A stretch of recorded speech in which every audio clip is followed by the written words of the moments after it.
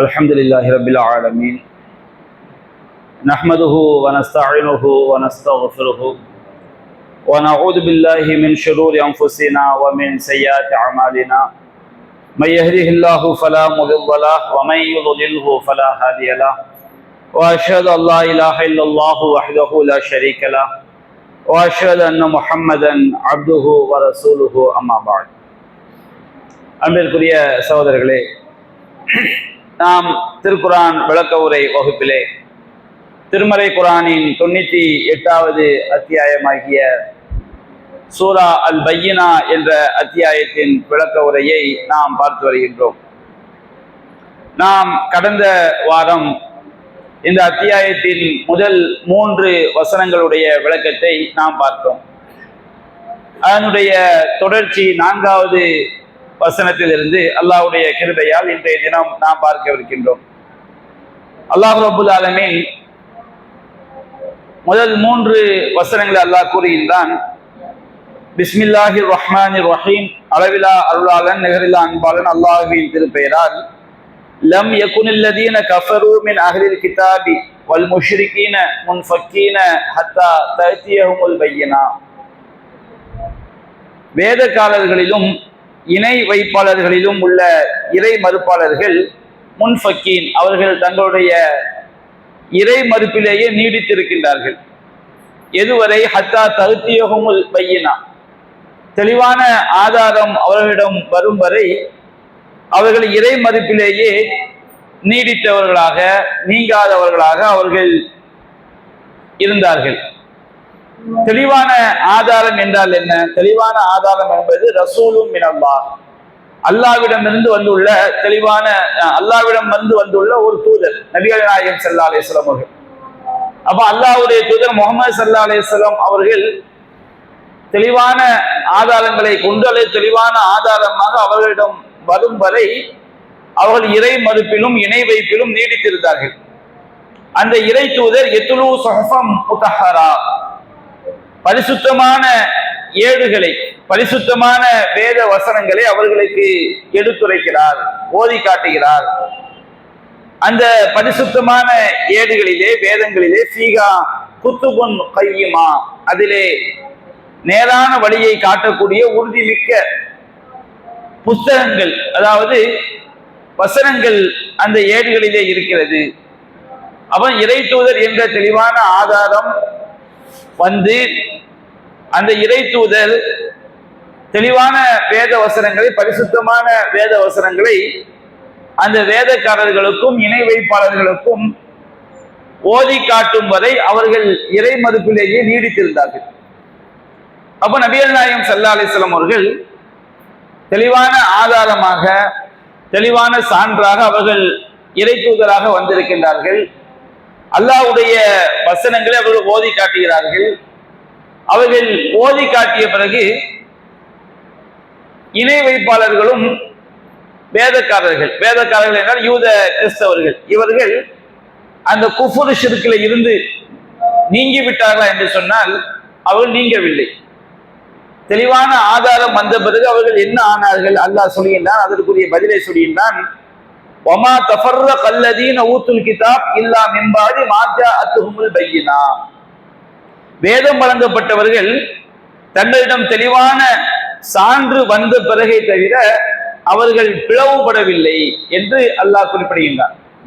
தெளிவான ஆதாரம் வந்த பிறகு எல்லா இணை வைப்பாளர்களும், எல்லா யூத கிறிஸ்தவர்களும் அந்த தெளிவான ஆதாரத்தை ஏற்றுக்கொண்டார்களா என்று சொன்னால் அவர் ஏற்றுக்கொள்ளவில்லை. அவங்க 2 கூட்டமா என்ன செஞ்சிட்டாங்க? பிரிந்து விட்டார்கள்.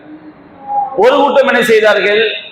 நபிகள் நாயகம் ஸல்லல்லாஹு அலைஹி வஸல்லம் அவர்கள் இறைவனிடமிருந்து வந்திருக்கக்கூடிய தெளிவான ஒரு சான்று, அவர்கள் ஓதி காட்டக்கூடிய இந்த திருமறை குர்ஆன் நம்முடைய தௌராத் இன்ஜீலை உண்மைப்படுத்தக்கூடியது என்ற உண்மையை விளங்கிய யூதர்கள், கிறிஸ்தவர்கள், யூதர்களுக்கு உதாரணமா சொல்வதாக இருந்தால் அப்துல்லா இப்னு சலாம் ரலியல்லாஹு அன்ஹு அவர்கள், அவர் ஒரு யூத மத அறிஞராக இருந்து இஸ்லாத்தை ஏற்றுக்கொண்டார்.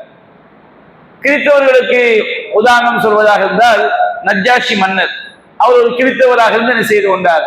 இஸ்லாத்தை ஏற்றுக்கொண்டார். மக்கா காஃபிர்கள்ல எண்ணற்ற சஹாபாக்கள் என்பவர்களை காஃபிர்களா இருந்து இஸ்லாத்தை ஏற்றுக்கொண்டவர்கள் தான்.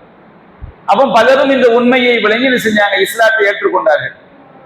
அப்போ ஒரு ஆதாரம், தெளிவான ஆதாரம் என்று வந்துவிட்டால் அதை ஏற்றுக்கொள்வதுதான் மனிதனுக்கு ஒரு சொர்க்கம் செல்லக்கூடியவனுக்கு அழகு. எந்த ஒன்றும் உண்மையை ஏற்பதற்கு நமக்கு தடையா வந்துச்சுன்னா நம்முடைய பயணம் நரகத்தை நோக்கிய பயணம் என்பதை நாம் விளங்கிக் கொள்ள வேண்டும். உண்மை ஏற்பதற்கு பல விஷயங்கள் தடையாக வரும். சிலருக்கு அவங்களுடைய பதவி உண்மை ஏற்பதற்கு தடையா இருக்கும். நாம இவ்வளவு பெரிய அந்த பதவி என்பது அரசியல் பதவியாக இருக்கலாம், குடும்ப பதவியாக இருக்கலாம், எந்த பதவியாக இருக்கலாம். ஏதோ ஒரு விஷயத்துல அவங்க ஒரு பெரிய பொறுப்புல இருப்பாங்க. இவ்வளவு பெரிய பொறுப்புல இருக்கக்கூடிய நாம இதை எப்படி நம்ம ஏற்றுக்கொள்வது என்று அவங்களுடைய அந்த பொறுப்பு, பதவி, அந்தஸ்து, செல்வம் இது என்ன செய்யும், தடையாக இருக்கும். ஒவ்வொருவருக்கும் ஒவ்வொரு காரணம். சிலருக்கு அவங்க உள்ளத்துல உள்ள குரோதம் ஒரு தடையாக என்ன செய்யலாம், இருக்கலாம். நபிகள் நாயகம் ஸல்லல்லாஹு அலைஹி வஸல்லம் சொன்னாரு, மன் கான ஃபீ கல்பிஹி மிஸ்காலு தர்ரத்தின் மின் கிப்ர் லா யதுகுலுல் ஜன்னah. யாருடைய உள்ளத்துல கடுகளவு பெருமை இருக்குதோ அவன் சொர்க்கம் செல்ல முடியாது நபிகள் நாயகம் சொன்னார்கள். அப்பொழுது ஒரு சஹாபி கேட்டார், அல்லாஹ்வின் தூதரே, ஒருவன் தன்னுடைய காலணிகள், செருப்பு நல்ல அழகான செருப்பா இருக்கணும், தன்னுடைய ஆடைகள் அழகிய ஆடையாக இருக்க வேண்டும், இது பெருமையா அப்படின்னு கேட்கும்போது நபிகள் நாயகம் சொன்னார்கள், இன்னல்லாஹ ஜமீலுன் யுஹிப்புல் ஜமால். அல்லாஹ் அழகானவன், அதுக்கு ஈடு இணை கிடையாது. இறைவனுடைய அழகுக்கு நாம் எதையும் என்ன செய்ய முடியாது, இணையாக்கி விட முடியாது, இணையாக்கி விடக்கூடாது. யுஹிப்புல் ஜமால், அவன் அழகை விரும்புகிறான். அவனுடைய அடியார்கள் நல்ல தூய்மையான ஆடைகள் அணிவது, அழகிய வார்த்தைகளை பேசுவது, இதை அல்லாஹ் செய்கின்றான், விரும்புகிறான் என்று சொல்லிவிட்டு நபிகள் சொன்னார்கள், அல் கிப்ரு பக்கருல் ஹக் வ கம்துன் நாஸ். பெருமை என்பது உண்மையை மறுப்பது, பிற மக்களை இழிவாக கருதுவது.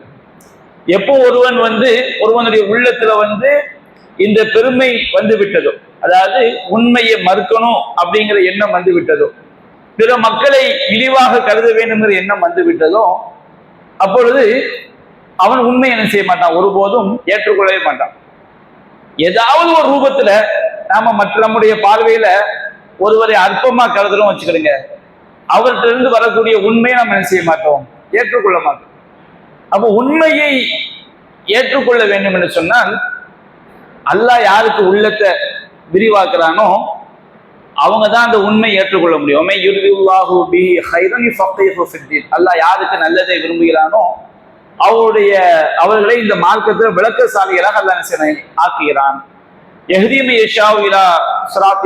இந்த நாடியோருக்கு அல்லாஹ் நேரான பாதையை காட்டுகிறான். யாருக்கு அல்லாஹ் நல்லதை விரும்புகிறானோ இஸ்லாம், அவருடைய உள்ளத்தை இஸ்லாத்துக்காக அல்லாஹ் விரிவாக்குகிறான். ஆனா அதே நேரத்துல அல்லாஹ் நாடியோருக்கு தான் அவங்களுடைய உள்ளத்துல உண்மை ஏற்றுக்கொள்ளக்கூடிய பக்குவத்தை அல்லாஹ் கொடுப்பான். மனிதர்களாகிய நாம அந்த உண்மையை கிடைத்தால் ஏற்றுக்கொள்ள வேண்டும் என்ற மனநிலை இல்லைன்னு வச்சுக்கிடுங்க. ஒரு விஷயம் உண்மைன்னு தெரியுது, இந்த உண்மை இவர் எதுக்கு சொல்றாரு, இப்ப எதுக்கு சொல்லணும் அப்படி நம்ம உள்ளம் அந்த உண்மையை வெறுக்குதுன்னு வைத்துக் கொள்ளுங்கள். நாம நேர்வழியை விட்டு என்ன செய்யறோம், தூரமாகும். அப்ப யூதர்கள், கிறிஸ்தவர்கள் அவங்கள்ட்ட தெளிவான சான்று அல்லாஹ் கொடுத்தான். அல்லாஹ் கொடுத்த எந்த சான்றையும் யாருடைய உள்ளம் என்ன செய்ய முடியாது, மறுக்கவே முடியாது. அல்லாஹ்ட்ட இருந்து வரக்கூடிய சான்றை மறுக்க முடியுமா? இறைவன் புறத்திலிருந்து வரக்கூடிய சான்று என்பது நாம ஒரு விஷயத்தை காட்டக்கூடிய ஆதாரத்தை விட அல்லாஹ்விடமிருந்து வரக்கூடிய ஆதாரம் என்பது தெள்ள தெளிவா என்ன செய்ய இருக்கும். ஃபிரௌனை பத்தி அல்லாஹ் சொல்லும் போது மூசா நபி 2 ஆதாரங்களை கொண்டு போனாங்க. ஒரு ஆதாரம் என்ன, அவங்க கைத்தறியை கீழே போட்ட உண்மையான பாம்பா மாறிச்சு. சூனியக்காரங்களுக்கு அந்த உண்மையை மறுக்கிறதுக்கு வேற எந்த நோக்கம் இல்லை. அவங்க சூனியம் பண்றாங்க, மூசா நபி கைத்தறியை போடுறாங்க, உண்மையான பாம்பா மாறினோன்னு அவங்களுக்கு தெரிஞ்சு போயிடுது இவர் செய்வது சூனியமே கிடையாது, சூனியங்கிறது பொய்யான வித்தை, நாம ஃப்ராடு வேலையை பார்க்கணும். ஆனா மூசா செய்வது என்ன கிடையாது, இது சூனியம் கிடையாதுன்னு சொல்லி அந்த இடத்துல அவங்க என்ன செஞ்சிட்டாங்க, ஆமன்னா பி ரப்பி மூசா வ ஹாரூன், நாங்கள் மூசாவுடைய இறைவனையும் ஹாரூனுடைய இறைவனையும் ஏற்று நம்பிக்கை கொண்டாங்க. ஏன்னா அவர்களுக்கு எந்த ஒரு நோக்கமும் என்ன செய்யல இல்லை. ஆனா ஃபிரௌனுடைய நிலைமை என்ன இருந்துச்சு அல்லாஹ் சொல்லி காட்டுறான், அவங்களுடைய உள்ளம் உறுதியாக நம்பிய நிலையிலும் அதை செய்தார்கள், மறுத்தார்கள். அப்ப இந்த அல்லாஹ்விடமிருந்து வரக்கூடிய ஆதாரத்தை எந்த உள்ளமும் அது பொய்யும் நிரூபிக்கவே முடியாது. மறுக்கிறவன் எப்படி மறுப்பான்னு சொன்னோம்னா, அவனுடைய உள்ளத்துல ஏதாவது ஒரு குரோதம் என்ன செய்யும் இருக்கும். யூதர்களுக்கு இருந்துச்சு. நபி இறை தூதர் முகமது ஸல்லல்லாஹு அலைஹி வஸல்லம் அவங்க இஸ்ரவேல் சமுதாயத்துல வருவான்னு எதிர்பார்த்தாங்க. நபிகள் நாயகம் எந்த சமுதாயத்துல வந்துட்டாங்க? அவங்க குறைஷி குலத்துல அரபு சமுதாயத்துல வந்தவுடனே அவங்க உள்ளத்துல அந்த பொறாமையினுடைய வெளிப்பாடு, இவங்க நம்மை விட தாழ்ந்த சமுதாயம், நம்ம எத்தனை நபிமார்கள் நம்ம இஸ்ரவேல் பரம்பரையில வந்திருக்கிறோம், எல்லா நபிமார்களுமே அந்த பரம்பரையில வந்தவங்க தான், அதிகமா நபிமார்கள். நம்ம எவ்வளவு பெரிய வேத ஞானம் மிக்க மக்கள், நாம இந்த அரபிகள்ல எழுத படிக்க தெரியாத கூட்டம், ஆடு மாடு மேய்த்து கொண்டிருக்கக்கூடிய கூட்டம், அவங்கள உள்ளவர் நம்ம நபியா ஏற்றுக்கொள்வதாம். அவங்களுக்கு தெரியும் நபிகள் நாயகம் ஸல்லல்லாஹு அலைஹி அல்லாஹ்வுடைய தூதர்.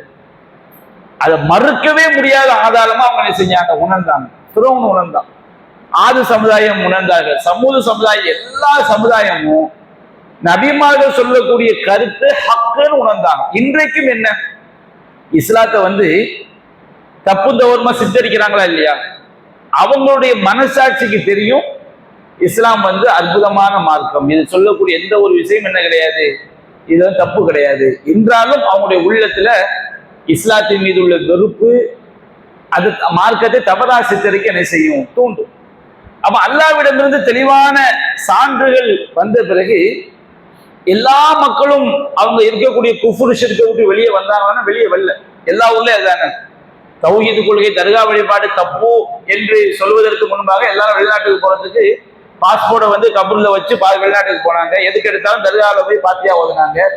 சரி, இந்த சத்திய கொள்கை முன்வைக்கப்பட்டவுடன் இதுதான் ஹக்கு, இதுதான் ஆதாரம் அப்படின்னு தெரிஞ்சவன யாருக்கு அது மாற்றத்தை உண்டு பண்ணோம்னா, யாரு அந்த ஹக்கை தேடி போறாங்களோ அவங்களுக்கு டக்குன்னு ஆதாரத்தை பார்த்தவன ஒரு உள்ளம் திறந்துடும். சைவுல் புகாரி தமிழ்ல முத வெளிவந்தவன, அந்த புகாரில லானல்லாஹுல் யஹூத வன் நஸாரா இத்தஹது குபூர் அன்பியாஹி மசாஜிதா, யஹூதி நஸாராக்களை அல்லாஹ் நாசமாக்கட்டும், நபிமார்களின் சமாதிகளை அவர்கள் வணங்கும் இடங்களாக எடுத்துக்கொண்டாங்கிற ஹதீஸ் அப்படி கண்ணுல பார்த்தவன அப்படியே தூக்கி வாரி போடுச்சு. ஆமா, ஹதீஸ்ல புகாரில இருக்குது. அந்த ஹதீஸ கண்ணால பார்த்தவன இதுதான் ஹக்குன்னு சொல்லி ஏற்றுக்கொண்ட மக்கள் லட்சக்கணக்கான மக்கள். யாருக்கு ஹக்கை ஏற்றுக்கொள்ள கூடாது? இவன் நேற்று பெஞ்ச மலையில இன்னைக்கு முளைச்ச காலம், இவனுக்கு அந்த அரபி இலக்கியம் தெரியுமா, இலக்கணம் தெரியுமா, இப்படி பேசிக்கிட்டு இருந்த கூட்டம் எல்லாம் என்ன சொன்னாங்க தெரியுமா? இவங்க புகாரியை தப்பா மொழிபெயர்த்துட்டாங்கன்னு சொன்னாங்க.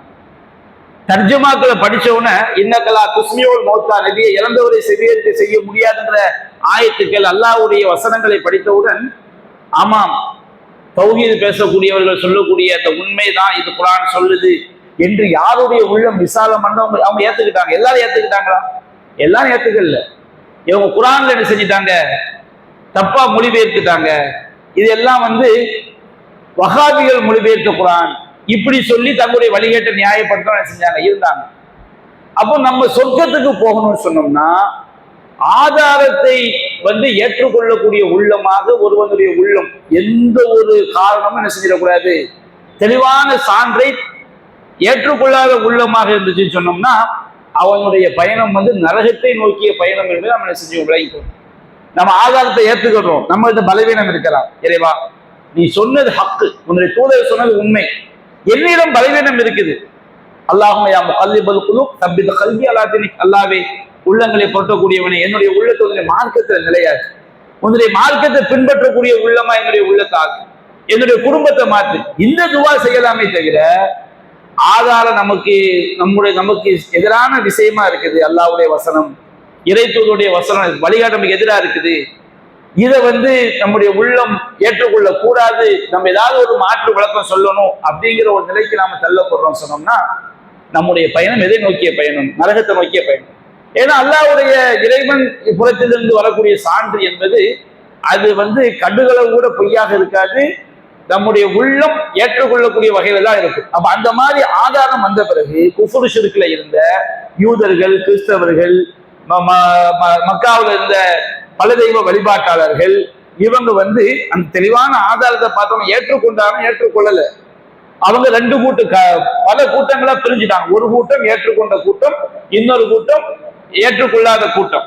அப்ப அல்லாஹ் சொல்றான், ஒமா தஃபர்ரக அல்லதீன ஊத்துல் கிதாப் இல்லா மிம்பாதி மாஜாஅத்துஹுமுல் பையினா, வேதக்காரர்கள் தெளிவான சான்றுகள் வந்த பிறகை தவிர அவர்கள் பிளவுபடவில்லை. அப்ப தெளிவான ஆதாரம் வர்றதுக்கு முன்னாடி குஃப்ர் ஷிர்க்ல இருந்தாங்க.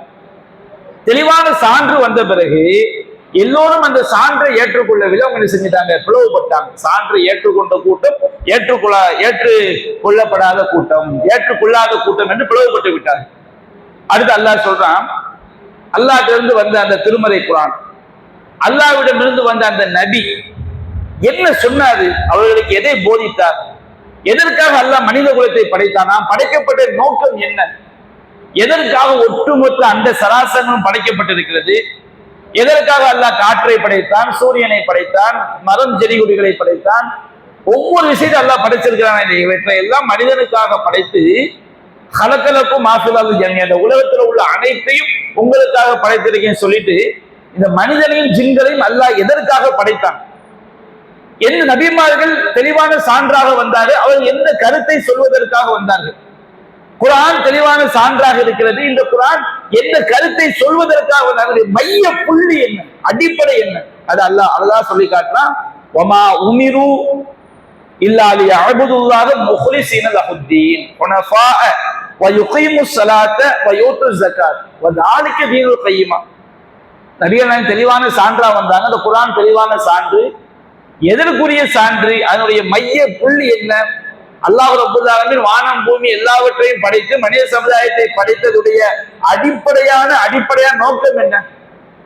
அல்லாஹ் சொல்றான், வமா உமிரு, அவர்களுக்கு கட்டளையிடப்படவில்லை இல்லா லியஅபுதுல்லாஹ முக்லிஸீன லஹுத்தீன், இந்த மார்க்கத்தை கலப்பற்ற முறையில் அல்லாஹ்வுக்கு உரியதாக ஆக்க வேண்டும், ஆக்கி அவனுக்கு வழிபட வேண்டும் என்பதை தவிர அவர்களுக்கு தேவைப்படவில்லை. நபியாக அனுப்பப்பட்ட நோக்கம் என்ன? நாம் எல்லாரும் படைக்கப்பட்ட நோக்கம் என்ன? பெரிய பெரிய படிப்பை படிச்சு பெரிய பெரிய சம்பாத்தியங்களை பண்ணி வியாபாரத்தை பெருக்கி கல்யாணம் முடிச்சு பல பிள்ளைகளை பெற்று காது பைக்கெல்லாம் வாங்கி அப்படி இந்த உலகத்துல சொகுசா வாழ்ந்து இதுக்கு அல்லாஹ் படைச்சான்? அது நோக்கமே கிடையாது.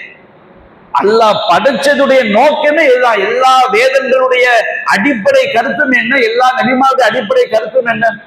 இன்றைய உலகத்துல இவ்வளவு பெரிய குழப்பங்களுக்கும் வழிகேடர்கள் முஸ்லிம்களை பகைப்பதற்கும் அடிப்படையான காரணம் என்ன?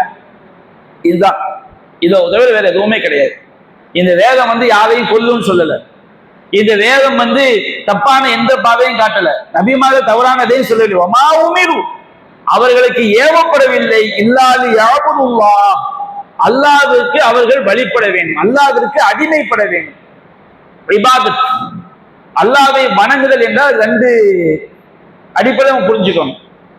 ஒன்று, அல்லாஹ்விற்கு நம்முடைய உள்ளத்தால் நம்முடைய உறுப்புகளால் நாம அடிபணிந்து வாழ்வது. எல்லா விஷயத்திலும் நம்முடைய அன்றாட வாழ்க்கையில இறைவனுக்கு அடிபணிந்து வாழ்வது.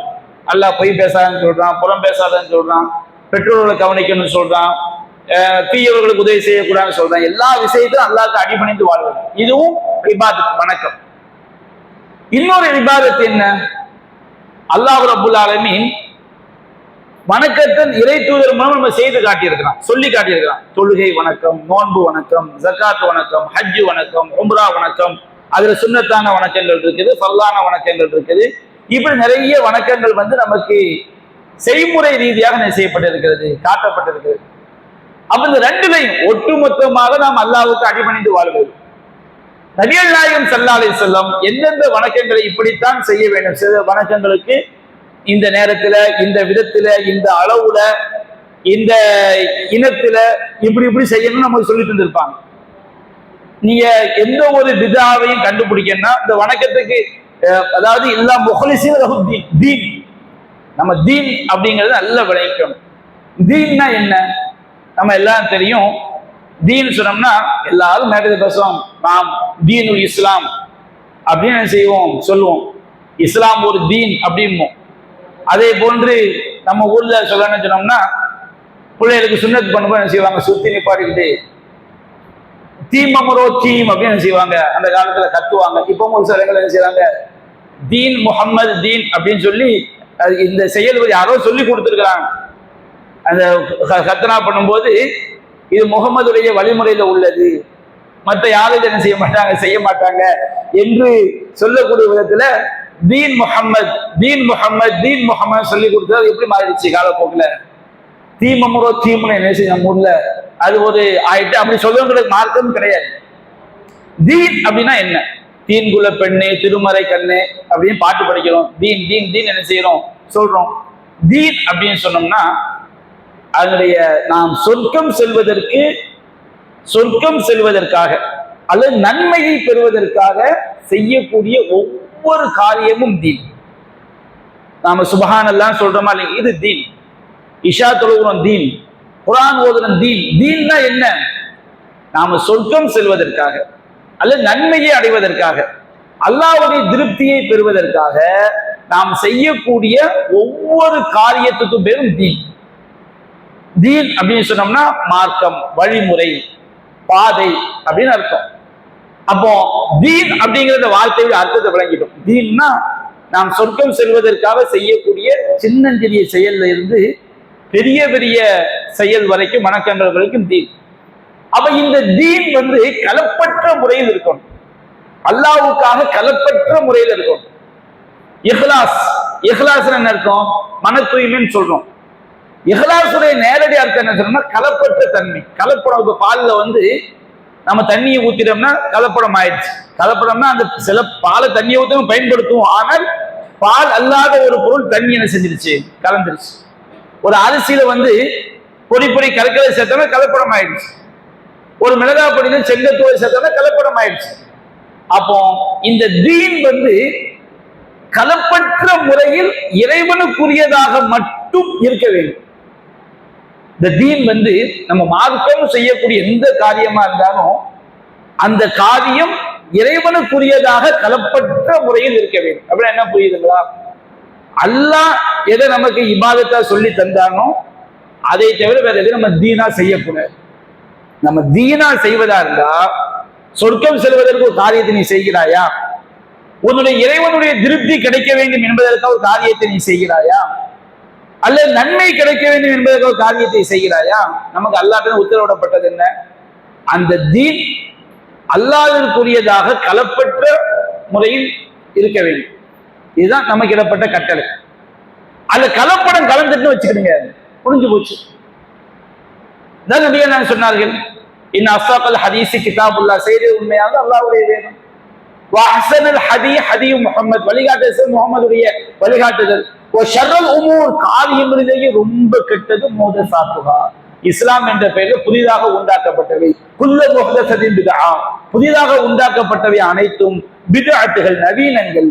குல்ல பித்அத்தின் லலாலா, எல்லா நவீனங்களும் வழிகேடு. குல்ல லலாலத்தின் சொன்னார், எல்லா வழிகளும் நரகத்தை கொண்டு போய் சேரும். பித்அத்தை எப்படி கண்டுபிடிக்கிறது? நம்முடைய மார்க்கத்துல பித்அத்தை கண்டுபிடிக்கிறது ரொம்ப ஈஸி. எப்படி கண்டுபிடிக்கணும்? மார்க்க அறிவை நம்ம வளர்த்தோம். எப்படி கண்டுபிடிக்கிறது? சில வணக்கங்களுக்கு அதற்கு நேரம் சொல்லப்பட்டிருக்கும். எல்லா வணக்கம் நேரம் சொல்லப்பட்டிருக்காது. சில வணக்கங்களுக்கு நேரம் சொல்லப்பட்டிருக்கும்.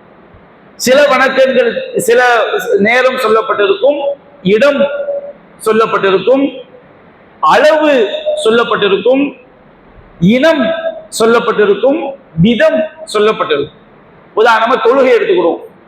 தொழுகைக்கு நேரம் சொல்லப்பட்டிருக்கா? நேரம் சொல்லப்பட்டிருக்கு. லுஹர் இப்ப இத்தனை மணிக்கு தொழணும், சுபுக இத்தனை மணிக்கு தொழணும், நேரம். இடம் சொல்லப்பட்டிருக்கா? இடம் சொல்லப்பட்டிருக்கு. நமக்கு பள்ளிவாசல் இருக்குன்னு வச்சுக்கிடுங்க, நம்ம எங்க தொழணும்? பள்ளியில தொழணும். நோயாளியா இருந்தா என்ன செஞ்சுக்கலாம்? வீட்டுல இப்ப இடங்கள் என்ன செய்யப்பட்டிருக்கு, சொல்லப்பட்டு. எங்க தொழக்கூடாது? ஆட்டு தொழுவத்துல என்ன செய்யக்கூடாது? மாட்டு ஒட்டக தொழுவத்துல என்ன செய்யக்கூடாது? தொழக்கூடாது. மண்ணறையில என்ன செய்யக்கூடாது? தொழக்கூடாது. அந்த வணக்கத்தை எந்த இடத்துல செய்யக்கூடாது என்பது சொல்லப்பட்டிருக்கும். எங்க செய்யலாம், எங்க எல்லாம் செய்யலாம் சொல்லப்பட்டிருக்கும். அப்ப இடம் சொல்லப்பட்டிருக்கும். அப்ப நேரம் சொல்லப்பட்டிருக்கு, இடம் சொல்லப்பட்டிருக்கு, அளவு சொல்லப்பட்டிருக்கா? அளவு சொல்லப்பட்டிருக்கு. சுபுஹ் 2 ரக்காத்து, லுஹர் 4 ரக்காத்து, அஸர் 4 ரக்காத்து, அளவு என்ன செய்யப்பட்டிருக்கு? சொல்லப்பட்டிருக்கு. விதம் சொல்லப்பட்டிருக்கா? விதம் என்ன செய்யப்பட்டிருக்கு? சொல்லப்பட்டிருக்கு. எப்படி? முதல்ல என்ன செய்யணும்? நம்ம தக்பீர் கட்டணும், அடுத்து என்ன செய்யணும்? ருக்கு செய்யணும், அடுத்து ருக்குல இருந்து எழுந்திருக்கணும், அடுத்து சஜிதா செய்யணும். விதம் என்ன செய்யப்பட்டிருக்கும்? சொல்லப்பட்டிருக்கும். சில வணக்கங்கள்ல இனம் சொல்லப்பட்டிருக்கும். இனம்னா என்ன? இப்ப அகீகான்னு வச்சுக்கிடுங்க. அகீகாவுடைய நேரம் என்ன? அகீகாவுடைய நேரம் 7வது நாள். எந்த இனத்துல இருந்து கொடுக்கணும்? ஆடுங்கிற இனத்துல இருந்து கொடுக்கணும். என்ன இனம்? ஆடு. அவ மாட்டை கொடுக்கலாமா? இல்ல ரசூலா அந்த இனத்தை என்ன செய்யல, சொல்லல. ஒட்டகத்தை கொடுக்கலாமா? இல்ல ரசூலா அந்த இனத்தை என்ன செய்யல, சொல்லல. ஹஜ்ஜு பெருநாள் குர்பானி நம்ம 4 பேர் நம்ம கோழி அறுத்திமோ, மான அறுத்திமோ, முயல் அறுத்திமோ, நம்ம ஹலாலாகப்பட்ட எந்த பிராண்டமோ அதுக்கு சாப்பிடுவோம். ஹஜ்ஜு பெருநாளைக்கு என்ன சொல்லப்பட்டிருக்கு? ஹஜ்ஜு பெருநாளுடைய காலம் என்ன? பிறை 10 பெருநாள் தொழுதிலிருந்து பிறை 13 மகரிப் வரை காலம். இடம் எங்கனாலும் வச்சு என்ன செஞ்சுக்கலாம், அறுத்துக்கலாம். எங்க அறுக்கக்கூடாது? ஹதீஸ்ல பார்த்தோம்னா இணை வைக்கக்கூடிய இடங்கள், கந்தூரி கொண்டாடக்கூடிய இடங்கள், அதுக்குன்னு பிரத்யோகமா உள்ள இடங்கள்ல செய்யக்கூடாது, பொதுவான தடை இருக்கு. சரி, ஹஜ்ஜு பெருநாளுக்கு இனம் என்ன? ஹஜ்ஜு பெருநாள் குர்பானிக்கு இனம் என்ன? ஆடா 1 வயது பூர்த்தி அடைஞ்சிருக்கணும், மாடா 2 வயது பூர்த்தி அடைஞ்சிருக்கணும், ஒட்டகமா 5 வயது பூர்த்தி அடைஞ்சிருக்கணும். இப்போ ஒரு கேட்கிறேன், ஏங்க நான் ஹஜ்ஜு பெருநாளைக்கு ஒரு மான அறுத்து நான் குர்பானி கொடுக்கலாமா? நீ மான அறுத்து சாப்பிட்டுக்கலாம், பிஸ்மில்லாஹ் சாப்பிட்டுக்கலாம். ஆனா ஹஜ்ஜு பெருநாள் குர்பானிக்கு எந்த இனம் தான்? ஆடு, மாடு, ஒட்டகம் 3 தான். சரி, ஒரு ஆள் கேட்கிறாரு, நான் ஒரு 6 மாச குட்டிய குர்பானி கொடுக்கலாமா? வெள்ளாடா இருந்தா கண்டிப்பாக வெள்ளாடுக்கும் செம்மறியாட்டுக்கும் 1 வயது என்ன செஞ்சிருக்கணும், பூர்த்தி அடைஞ்சிருக்கணும். 1 வயது பூர்த்தி அடைந்த ஆடு கிடைக்கலன்னு சொன்னோம்னா செம்மறியாட்டுல 6 மாச குட்டியை கொடுத்துக்கலாம், வெள்ளாட்டுல என்ன செய்யக்கூடாது, கொடுக்க கூடாது. 1 வயது பூர்த்தி அடைஞ்சா மட்டும்தான் கொடுக்கணும். அப்போ நபிகள் நாயகம் ஸல்லல்லாஹு அலைஹி வஸல்லம் சில இடங்கள்ல இனம் நமக்கு சொல்லி தந்திருப்பா, இந்த இனம் தான் செய்யணும், இந்த விதத்துல தான் செய்யணும், இந்த திசையை நோக்கி தான் செய்யணும், தனித்தனியா செய்யணும்னு சொல்லி தந்திருப்பாங்க. இப்ப தொழுது முடிச்சிட்டோம், ரசூல் ஸல்லல்லாஹு அலைஹி வஸல்லம் அவங்க திக்ர் செஞ்சாங்க, சுப்ஹானல்லாஹ். நபிகள் நாயகம் தனித்தனியா செஞ்சாங்க, அல்லாஹ் தனித்தனியா செஞ்சாங்க. கூட்டா செய்ய சொல்லி தந்திருப்பாங்க. தொழுகிறோமா, இமாம் அல்ஹம் சூரா ஓதுங்க, எல்லாரும் கூட்டா வல்லல்லாஹின் இமாம் சொல்லிட்டு ஆமீன் அப்படியே செய்யுங்க, கூட்டா சொல்லுங்க. சுன்னத்தான ஃபர்லான தொழுகையை கூட்டா தொழுங்க, சுன்னத்தான தொழுகையை தனித்தனியா தொழுங்க. சுன்னத்தான தொழுகை எப்ப எந்த சுன்னத்தான தொழுகை ஜமாத்தா தொழலான்னு இருக்கோ அது ஜமாத் பெருநாள் சுன்னத்தான தொழுகை ஜமாத்தா தொழுங்க. இரவு தொழுகை ரமலான் மாசத்துல ஜமாத்தா தொழுகை சுன்னத்தாக்கப்பட்டு இருக்கிறது.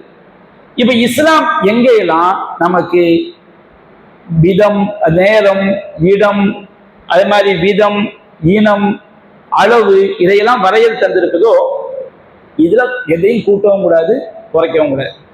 அப்படி மாத்திட்டோம் வச்சுக்கிடுங்க, அதுதான் என்ன பேரு, பிதா. நம்ம கலப்படுத்த என்ன செஞ்சிட்டோம், உண்டாக்கிட்டோம். யார் நாம் கட்டளையிடாத ஒரு காரியத்தை செய்கிறாரோ அது அல்லாஹ்விடம் என்ன செய்யப்படும், மறுக்கப்படும். அது அமல் என்ன செய்யப்படாது, ஏற்றுக்கொள்ளப்படாது. அப்ப அல்லாஹ் சொல்றான், வமா உமிரு இல்லா லியஅபுதுல்லாஹ முஹ்லிஸீன லஹுத்தீன்.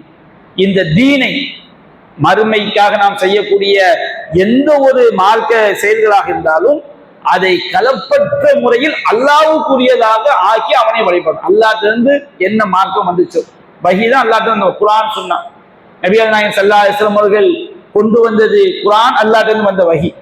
நபிகள் நாயகம் குர்ஆனுக்கு விளக்கமாக பேச அல்லாஹ்விலிருந்து வந்த வஹி. வமா யன்திகு அனில் ஹவா, அந்த இறை தூதர் சுய விருப்பப்படி பேச மாட்டார். இன்ஹுவ இல்லா வஹீ யூஹா, அவர்கள் பேசியது எல்லாமே இறைவனிடமிருந்து அறிவிக்கப்பட்ட இறை செய்தி. கலப்பற்ற முறையில் அந்த தீன் இருந்தா மட்டும்தான் அல்லாஹ் ஏற்றுக்கொள்ளும். 2வது இஹ்லாஸ் இருக்கணும், மன தூய்மை. மன அமில அமலன், நபிகள் சொல்றாங்க, இன்னல்லாஹ் லா யக்பலு மினல் அமலி இல்லா மா கான லஹு ஹாலிஸன் வ மபதுகிய பிஹி வஜ்ஹு. அல்லாஹ் அவனுடைய திருமுகத்தை நாடி அவனுக்காக செய்யக்கூடிய வணக்கத்தை மட்டும் ஏற்றுக்கொள்ளும். அப்போ ஒரு வணக்கம் நாம் அல்லாஹ் வழிபடுறோம் 2 அடிப்படை. ஒண்ணு இஹ்லாஸ், இன்னொன்று என்னது, அது அல்லாஹ்ட்ட இருந்து வந்த தீனா இருக்கும். இத்தபியோமா உன்சில இலைக்கும் ரப்பிக்கும், உங்க இறைவனிடமிருந்து உங்களுக்கு அருளப்பட்டவற்றை பின்பற்றுங்கள். இப்ராஹிம் செய்றாரு, நம்ம எல்லாம் சேர்ந்து ரசூலுல்லாஹ் மேல 1 லட்சம் ஸலவாத் சொல்லுவோம்னு சொல்லலாம் வச்சுக்கிடுங்க. நிறைய பேர் சந்தேகம், 1 லட்சம் ரசூலுல்லாஹ் மேல ஸலவாத் சொன்னா தப்பா? ஸலவாத் தப்பு கிடையாது. நீங்க எந்த விதத்துல செய்றீங்களோ அந்த விதம் நபிகள் நாயகம் காட்டி தந்ததா? நபிகள் நாயகம் காலத்து நபிகள் நாயகம் ஸலவாத் சொல்லணும். நபிகள் நாயகம் சொன்னாங்க, சஹாபாக்கள் சொன்னாங்க. என்ன எப்படி செஞ்சாங்க? அவங்களும் தனித்தனியா செஞ்சுக்கிட்டாங்க, சொல்லிக்கிட்டாங்க. தனித்தனியா எவ்வளவு ஸலவாத்னாலும் சொல்லலாம். வெள்ளிக்கிழமை ஸலவாத் சொல்றதுக்கு நமக்கு வழிகாட்டப்பட்டு இருக்கிறது. நாங்க எல்லாரும் சேர்ந்து கூட்டான முறையில 1 லட்சம் ஸலவாத் சொல்ல போனா அது பிதா வரும். அது தீன அல்லாஹ்க்கு நாம பரிசுத்தமாக்குறது கிடையாது. ஹஜ்ஜுக்கு போறாங்க, உம்ரா தல்பியா சொல்றாங்க, அவங்களும் தனித்தனியா தல்பியாவும் சொல்லிக்கணும். தல்பியாவில் கோரஸ் இருக்கல, நம்ம வீடியோ பார்த்து பார்த்து எப்படி ஆயிடுச்சு எல்லாருக்கும், தல்பியான கோரஸா சொல்லணும் ஆயிப்போச்சு. கோரஸ் என்ன செய்ய கிடையாது. பெருநாள் தொழில் நம்ம பெருநாள் திறல்ல உட்கார்ந்து தக்பீர் சொல்றோம், அவங்களும் தனித்தனியா உரத்த சப்தம் இல்லாம மெதுவான குரல்ல, மனசுக்குள்ள இல்லை, நாக்க அசைத்து மெதுவான குரல் என்ன செய்யணும் சொல்லணும். துவா கேட்கிறோமா, அவங்கவுங்க அல்லாத கேட்டுக்கணும். ஒரு ஆள் துவா ஓத மற்ற எல்லாரும் ஆமின்னு சொல்லி மார்க்கத்தை என்ன செய்யாது கிடையாது. ஒரு ஆளை சந்திக்கும் போது அல்லாஹ் அவங்கள பறக்க செய்யட்டுங்கிறோம், அதுக்கு ஒரு நாள் ஆமின்னு சொன்னோம்னா அது மார்க்க தடை இல்லை. இந்த மாதிரி விஷயங்கள் அனுமதி இருக்கிறதே தவிர ஒரு அஜர்த்தை வச்சு துவா ஓத மற்றவங்க எல்லாம் ஆமின்னு சொல்றது இது அல்லாஹ் காட்டி தந்த தீன் கிடையாது. அப்ப தீன்ங்கிறது ஒவ்வொரு விஷயம், நகை வெட்டுறதுல இருந்து எல்லாத்துலயும் தீன் இருக்கு. நகை வெட்டுறது தீன். 40 நாளைக்கு என்ன செய்யக்கூடாது, நகத்தை வளர விடக்கூடாது, அக்குள் முடிகளை வளர விடக்கூடாது, மர்மஸ்தானத்தை சுற்றி உள்ள முடிகளை வளர விடக்கூடாது. 40 நாளைக்கு கீழே எத்தனை தடவை சுத்தப்படுத்திக்கலாம். ஆனா அதிகபட்சம் எத்தனை நாள், 40 நாள். மீசைய 40 நாளைக்கு மேல வெட்டாம செய்யக்கூடாது, இருக்கக்கூடாது. அவ குறைஞ்சது எத்தனை தடவை வெட்டிக்கும், தேவைக்கு வெட்டிக்க. ஆனா அதிகபட்சம் எத்தனை நாளைக்கு மேல வெட்டாம இருக்கக்கூடாது, 40 நாளைக்கு மேல விடக்கூடாது. இப்படி ஒவ்வொரு தீனும் அல்லாட்ட இருந்து வந்ததா இருக்கும். சின்ன விஷயத்துல இருந்து ஒவ்வொரு விஷயமும் அல்லாட்ட இருந்து வந்ததை நாம செஞ்சாதான் அதுக்கு பேர் தீன். நம் காத்திர எழுதுன மாதிரி காலமெல்லாம் பள்ளிக்கு வருவாரு, ஒரு தொழுகை எப்படி தொழணுங்கிற ஆர்வம் காட்ட மாட்டார், ஒரு அமலை எப்படி செய்யணும் ஆர்வம் காட்ட மாட்டார். எதுக்கு அப்படின்னா என்ன விஷயம், நமக்கு தீன்ல என்ன இல்லை, அக்கறை இல்லை. அல்லாஹ் நமக்கு கட்டளைட்டு அதுதாங்க, வமா உமிரு இல்லா லியஅபுதுல்லாஹ முக்லிஸீன லஹு தீன். இந்த தீன் மார்க்கமாக செய்யக்கூடிய ஒவ்வொரு விஷயங்களையும் அல்லாஹ்வுக்காக கலப்பற்ற முறையில் ஆக்கி, கலப்பற்ற முறை என்று ரெண்டே எடுத்துக்கும். ஒண்ணு மன தூய்மை, அல்லாஹ்வுக்காக செய்கிறோம் என்கிற எண்ணம். இன்னொன்று அந்த விஷயம் வஹீயில் உள்ள விஷயமாக மட்டும் இருக்க வேண்டும். மனித சரக்கை கலப்படம். இன்னைக்கு ஸலவாத்துல கூட பாத்தீங்கன்னா அல்லாஹும்ம ஸல்லி அலா சய்யிதினா முஹம்மதின் வ அலா ஆலி சய்யிதினா அப்படின்பாங்க. இந்த சய்யிதினாங்கிறது கலப்படம். கெட்ட வார்த்தையா, நல்ல வார்த்தை தான். ஆனா ரசூலுல்லாஹ் அந்த சய்யிதினா சேர்க்கலையே. பாங்குக்கு முன்னாடி என்ன செய்வாங்க, ஸலவாத் சொல்லுவாங்க. பாங்க சொல்றதுக்கு முன்னாடி ஸலவாத் தப்பான்னு கேட்பாங்க. தப்பு கிடையாது. இந்த தீன் எங்க இருந்து எடுத்தீங்க, நபிகள் நாயகம் காட்டுற தீன் இருக்கா? அப்போ அவங்களுக்கு என்ன செஞ்சது, உள்ளத்துல ஹக்கை ஏற்றுக்கொள்ளக்கூடிய மனப்பக்குவம் வந்தது கிடையாது. அப்ப நாம இதுதான் அல்லாஹ் படைச்சதுடைய, நம்மை படைத்ததுடைய முழுமையான நோக்கம். இதுக்காகத்தான் நம்ம வாழணும், இப்படித்தான் வாழணும், இந்த நம்பிக்கை தான் சாகணும். இதுக்கு மாற்றமா நம்ம மௌத்தாயிட்டோம்னா நம்ம எங்க போய் சேர்ந்துருவோம், நரகத்துல போய் சேர்ந்துருவோம். அல்லாஹ் நம்ம படைச்சதுடைய நோக்கமே இதுதான், தவிர வேற நோக்கம் கிடையாது. அது நம்ம இதுதான் படைச்சிருக்கலாம். ஆனா இதுலதான் மக்களுக்கு ரொம்ப ரொம்ப ரொம்ப ரொம்ப ரொம்ப ரொம்ப கொடுப்போம். இதுல ஒரு கடமை காட்டினா ஏன்பா இந்த மாதிரி எல்லாம் போட்டு கடமை காட்டிக்கிட்டு இருக்கிறீங்க, அதான படைச்சிருக்கிறான். நம்ம படிச்சது எதுக்கு, இதுக்குதான். வமா உமிரு இல்லாத யாதுல்லாஹ முக்லிஸீன லஹு தீன். இந்த தீனை அல்லாஹ்வுக்கு கலப்பற்றதாக்கி அவனை வழிபட வேண்டும். அல்லாஹ் வழிபடு. நிறைய பேர் அல்லாஹ் காட்டாத தீனை வச்சு அவனை வழிபட்டா எப்படி நம்ம சொர்க்கம் போக முடியும்? ஒரு ஆள் மூத்தாயிட்டாரு, இஹ்லாசான முறையில அவர் அஜர்த கூட்டு 40 நாளைக்கு பாத்தியா ஊதி சாம்பிராணியை போட்டு போடுறவங்க எல்லாம் இஹ்லாசா தான் போடுறான். ஒரு சில ஆளுக்கு என்ன செய்வான், நம்பிக்கை இல்லாம செய்வான். ஊர் சடங்கன் எப்படியாவது எங்க உமா சொர்க்கத்துக்கு போயிடணும், அஜர்த கூப்பிட்டு என்ன செய்வோம், சாம்பிராணியை போட்டு பாத்தியா ஊதி சாப்பாடு ஆக்கி எங்க உமாவை கொண்டு போய், எங்க நல்லம்மாவை கொண்டு போய் நல்லா சொர்க்கத்துக்கு சேர்த்துன்னு நினைக்கிறான். அது எப்படி தீன ஆகும், அதுக்கு எப்படி ஃபாய்தா கிடைக்கும்? இதை மாதிரி கோடிக்கணக்கான பிதாக்கள் எடுத்துக்கிறேன், அது தீன ஆகாது. இஹ்லாஸ் இருந்தா மட்டும் போதாது. செய்யக்கூடிய செயல் நபியை நான் காட்டி தந்திருக்கோம். செய்யக்கூடிய செயல் சரியா இருந்தா மட்டும் போதாது, இஹ்லாஸ் அது முக்கியம். இந்த ரெண்டும் இருப்பதற்காக தான் அல்லாஹ் நம்ம படைச்சதுடைய நோக்கமே அதுக்காக படைச்சிருக்கான். வேற எந்த நோக்கம் கிடையாது. ஒருத்தன் கல்யாணம் முடிக்காமலே வாழ்ந்துட்டான் சரி, அவன் நிரந்தர நரகத்தெல்லாம் போக மாட்டான். அவனுக்கு கல்யாணம் முடிக்கக்கூடிய தகுதி இல்லை, கல்யாணம் முடிக்காமலே வாழ்ந்துட்டான், என்ன ஒரு பிரச்சனையும் கிடையாது. ஒருத்தன் காலம் ஃபுல்லா சோம்பேறியாவே வாழ்ந்துட்டான், அடுத்த வீட்லயே சாப்பிட்டு வாழ்ந்துட்டான், ஒரு பிரச்சனையும் கிடையாது. ஒருத்தன் காலம் ஃபுல்லா பிச்சை எடுத்தே வாழ்ந்துட்டான், அதுக்கு சின்ன சின்ன விஷயங்கள் மார்க்க சொல்லப்பட்டிருக்கு. ஆனா காலம் ஃபுல்லா சிறுக்கு பிதாவை பேணாம இஹ்லாஸ் இல்லாம வாழ்ந்துதான் வச்சிருக்கு, கதை முடிஞ்சு போச்சு. நம்மளை படைச்சதுடைய மைய புள்ளி அதுதானே. அப்ப நாம இந்த 4வது 5வது வசனத்துடைய பாதி விளக்கத்தை தான் இந்த வாரம் பார்த்தேன். எனக்கு ரொம்ப ரொம்ப மஸ்ட். அல்லாஹ் நம்மளை படைச்சதுடைய நோக்கமே இதுதான். ரப்புல் ஆலமீன் நம்மளை படைச்சது ஓட்டு போடுறதுக்கான எல்லாம் படைக்கல. கல்யாணம் முடிச்சு நீ பாட்டுக்கு நிறைய சம்பாதிச்சு கோடி கோடியா சம்பாதிச்சுக்கின்ற படைக்கல. அல்லாஹ் வழிபடுறதை நம்ம சம்பாதிக்கணும். அல்லாஹ் நம்ம படைச்சதுடைய நோக்கம் இதுதான். இதை நாம மறந்துடவே கூடாது. இதுதான் தௌஹீத். இதுக்குதான் நபிமார்கள் அனுப்பப்பட்டாங்க. இதுக்குதான் வேதம் இறக்கப்பட்டது.